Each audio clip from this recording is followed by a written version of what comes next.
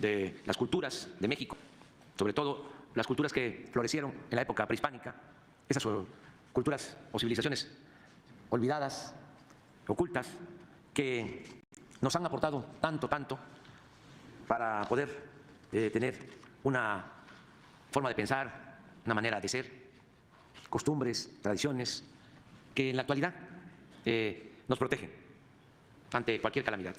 Son tradiciones, costumbres que se han heredado de generación en generación y eso nos da una identidad, una idiosincrasia y México es una potencia cultural en el mundo y gracias a eso enfrentamos todos los males y siempre salimos adelante, siempre nos volvemos a poner de pie. Pero eso nos ha ayudado mucho, esa idiosincrasia. Y nos ayuda mucho también, que es lo que complementa a esa tradición, a esa grandeza cultural, nuestra historia política, que es excepcional, muy fecunda. Los héroes de nuestra patria, luchadores sociales, quienes en otro tiempo lucharon por la libertad, por la justicia, por la democracia, por la soberanía. Y son también muy pocos los países en el mundo que tienen la historia política de México. Esto es lo que nos protege, es nuestro escudo y es lo que nos dice por dónde debemos ir. Quien no sabe de dónde viene difícilmente va a saber hacia dónde va. Y esto explica bastante, mucho, el porqué de las políticas de nuestro gobierno. ¿En qué nos inspiramos? Desde luego, recogemos lo mejor de lo universal, pero nos nutrimos fundamentalmente de nuestra historia. Y aquí están las mayores enseñanzas. Después de que asesinan a Madero y al vicepresidente Pino Suárez, como sabemos, se desata con mayor fuerza el movimiento revolucionario. Y de ese fuego revolucionario surge el famoso e intrépido guerrillero Francisco Villa, quien había nacido en San Juan del Río, Durango, en un lugar ahora conocido como La Coyotada. Ahora se conoce como La Coyotada. Desde su infancia y adolescencia padeció de las infamias cometidas por los hacendados de la época. Incluso se habla de ofensas a sus familias, a su familia, de manera directa, un agravio, un abuso de un hacendado a una mujer cercana a Villa. Eso lo llevó a la rebeldía contra hacendados y contra el régimen porfirista. Su primera aparición de importancia en la revolución se registra cuando secundó a Francisco I. Madero junto con Pascual Orozco para triunfar en la célebre batalla de Ciudad Juárez. Esa es la batalla que conduce a la renuncia de Porfirio Díaz y al inicio del derrumbe del régimen dictatorial.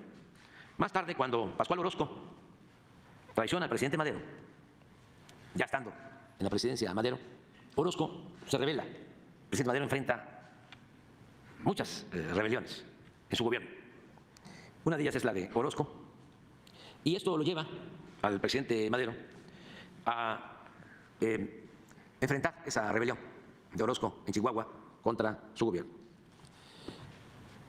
Villa, en ese entonces, participa bajo las órdenes de Victoriano Huerta, fíjense, para sofocar la rebelión en Chihuahua, la rebelión de Orozco. Es interesante porque el presidente Madero envía trenes a combatir a Orozco a Chihuahua y va incluso el secretario de guerra, si mal no recuerdo el apellido Salas, a ver si lo confirmamos. Y Orozco tenía un buen ejército rebelde y es derrotado el secretario de guerra y hay un hecho muy lamentable, muy fuerte, porque Orozco hace estallar con dinamita trenes del ejército maderista y mueren muchos soldados. Y el secretario de guerra se va al vagón donde dirigía las acciones y se suicida.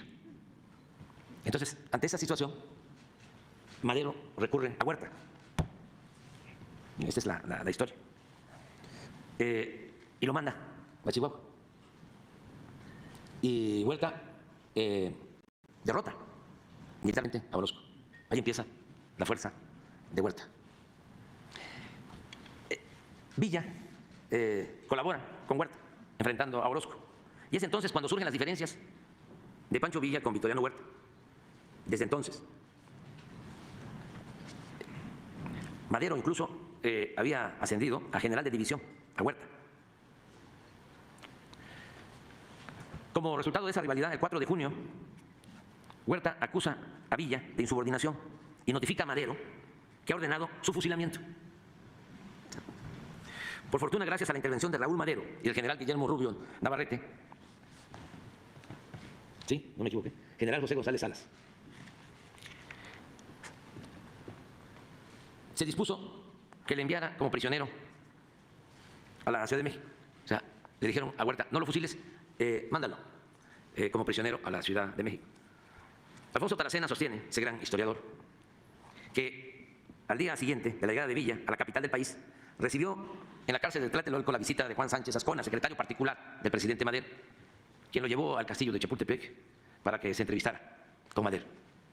Esto es entre comillas porque es la versión de Taracena.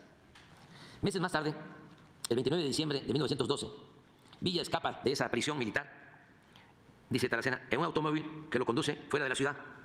Va vestido con sombrero de bola, rasurado el bigote y envuelto en capa española. El escritor y revolucionario costarricense excepcional, Rogelio Fernández Güell, que acompañó a Madero en la lucha por la democracia en México, siendo costarricense, escribe sobre este episodio lo siguiente, lo cito: Madero no podía poner en libertad a Villa por consideración